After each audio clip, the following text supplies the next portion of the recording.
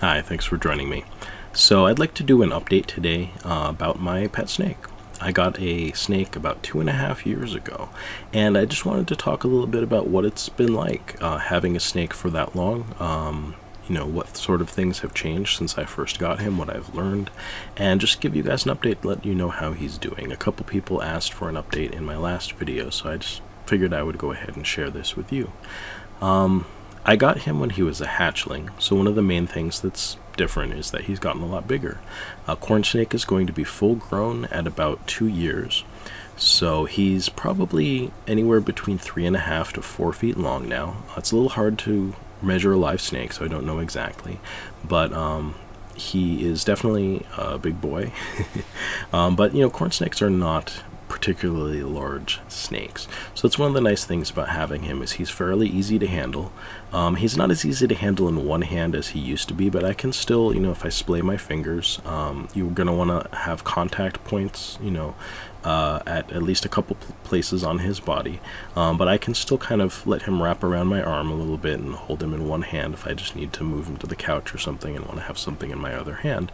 But typically I'll handle him with two hands, and I'll have again, sort of one hand kind of like halfway between his midpoint and his head, and then the other hand halfway between his tail and his midpoint. And yeah, he's totally easy to handle. He definitely will get a little flighty if you reach in to get him and you don't sort of like pick him up and take him right out of his enclosure, but that's just normal snake behavior. And that's one of the things that I think when you own a snake for just over time, you're just going to get used to the way that they behave, and just understand what to expect from them. Certainly you need a certain amount of equipment for your snake. You need an enclosure, things like that. He has a heat pad, and you need hiding places for him, a substrate, you need a water dish and things like that. And what I've found is that he has outgrown a lot of those things in terms of his size, so I've had to upgrade those as the years have gone on. I've gotten him 2 new hiding spots. He had 2 smaller ones before, and now he has bigger ones. I have not gotten him a larger water dish, and I should. They do say that it's recommended to have a dish that's large enough that the snake can curl up in it and kind of submerge themselves if they need to. Maybe not all the way, but just so maybe half of their body is covered in water. And I've actually never seen Houdini intentionally climb into his water dish, so I haven't really prioritized getting him a larger dish, but I should, because he can't fit into this one anymore. He could up until maybe a year ago probably, but yeah, he's a little bigger now. In terms of regulating the temperature, I actually have gone ahead and gotten a digital thermostat, and I would definitely recommend that for anyone that has a heat pad in their, it's not in the enclosure, but it's under the enclosure, and I would recommend that you have a heat pad because it seems like they're a good way to provide a warm spot. And I did originally have just kind of sort of like a manual knob, just a potentiometer that I could use to adjust the heat, and I figured I would just use that. But the house I'm in right now has wood heat, and so the heat does tend to fluctuate a little bit more, and I just find the digital thermostat is just way more reliable. I set it at 85 degrees, 86 degrees, I guess, right around in there, and it's going to fluctuate between a couple degrees up or down, so you're going to want to pick a spot that's good. 90 degrees is too hot, so I just have it set so that it's not going to hit 90, and he's doing great.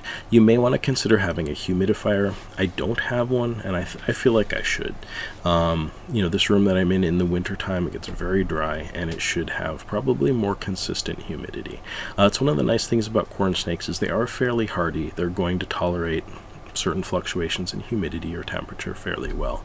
The main thing you're going to want to watch is their sheds, and really you just want to provide a comfortable living environment for your animal. Different snakes are going to be different, so please be sure to research the particular snake that you have if you have one. And because he eats every week and a half now. I used to feed him every week, and as a full-grown snake, it seems like he doesn't need to eat that often. It does seem like he tends to get a little bit hungry after a week goes by. The only reason I'm saying that is he tends to be a little more active and a little more, like, he kind of sticks his head out when I come by, and he behaves the way that I've seen him behave when he's kind of hungry. So but I think feeding him every week and a half is good. He's a little chubby. He could probably stand to lose a little bit of weight. But anyway, the benefit of that also is that he only poops every week and a half. So, snake poop is something you're going to have to deal with owning a snake. And what I've noticed with my snake, and I have to assume that this is probably typical of corn snakes, but I don't know for sure, is he doesn't really like to poop in his enclosure, it seems like. I usually try to take him out of his enclosure at least once a week. Once or twice is probably, ideal. And, I'll take him over to the couch and I'll let him crawl around. And so he'll usually end up wanting to poop at that point. And it seems like pretty much about a week, maybe like 6 to 8 days after he's eaten, he'll need to do his business. So I definitely make sure to take him out then. And what I've gotten into the habit of doing is having some paper bowls, just disposable paper bowls like you would buy at the grocery store or a pharmacy or something like that. So you've got, like, you're taking it camping or on a picnic or something, and you're just going to throw them out. And when I can see that he's stopped, and you can see his butt muscles kind of flex, you know what he's about to do, and I'll just stick that bowl under his butt and let him poop. I can even set him down and let him crawl across the bowl, and he tends to want to poop where his tail is suspended in the air. So once his tail sort of gets to the middle of that bowl, a lot of times if he needs to poop, he'll just go ahead and do it. So that's our routine. I've read that you can kind of technically potty train snakes. I've never tried to do it. I don't know if this is the kind of thing that they mean, but I feel like it's it's something that we've worked out that works really well for the both of us. One thing I want to address that I think comes up frequently with snakes is people are afraid of being bitten, I think. And sometimes people have all kinds of phobias, so I certainly understand if somebody's afraid of snakes. But it tends to be a sort of a common and I think somewhat irrational fear, at least when it comes to something like a corn snake, like I have. The main point that I want to make being that he's small, he is sort of long, but his head is tiny. It's like the size of my thumb. His mouth, it can open fairly wide because, snakes have jaws that can detach in order for them to eat larger prey and things of that nature. But his teeth are tiny. His jaws are tiny, and he's really literally never bitten me.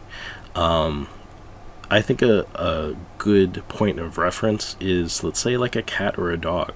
I've had a small dog, nip at my legs, and draw blood. And that took like maybe scabs over, take a couple weeks to heal. I've had cats, just like not even maliciously, but just reach up and they just want me to pet them, and they'll sort of scratch at my arm, and I'll get some scratches on my arm from the cat just wanting to be petted. And that both of those things are that's so much like more physical damage than I've ever sustained from my snake after having him for 2.5 years.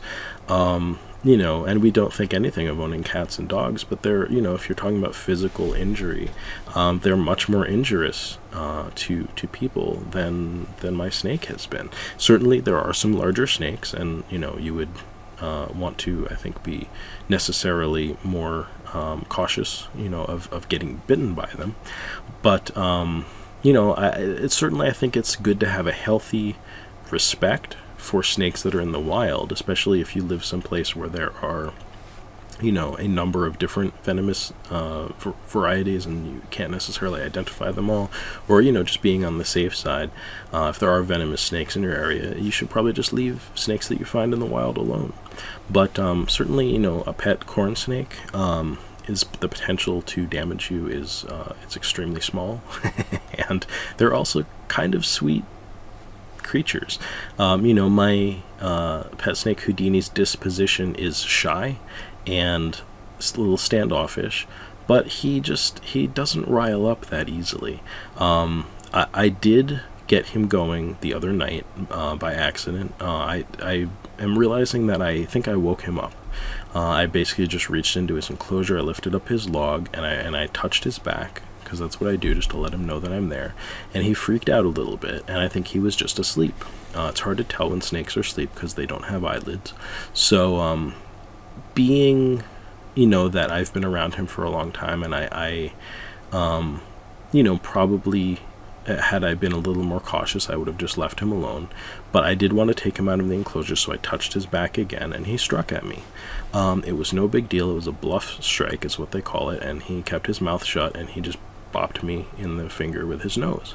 And, he was just letting me know, leave me alone, because he was, had just been sleeping and was being defensive because I startled him. And I did leave him alone. It's pretty easy to tell a lot of the time, what your snake is thinking and feeling, and they're willing to communicate with you in that manner. But he, really, like, I pick him up, I play with him, and he's just been great. I really have no complaints. I love spending time around him. The one thing that I would say is that, unlike a cat or a dog, a snake is not, they're not affectionate in the same way, mostly just in that they're not a mammal, and they don't crave touch. So, I think I've taken this personally once or twice, despite myself. I understand that, my snake is never really going to want to be touched by me.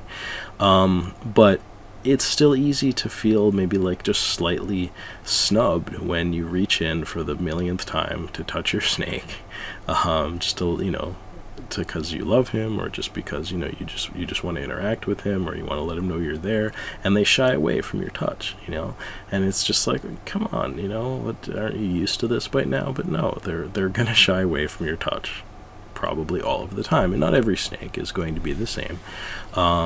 But Houdini is just shy and standoffish, and that's just how he is. But he's a sweetheart, and I really love him, and I enjoy having him.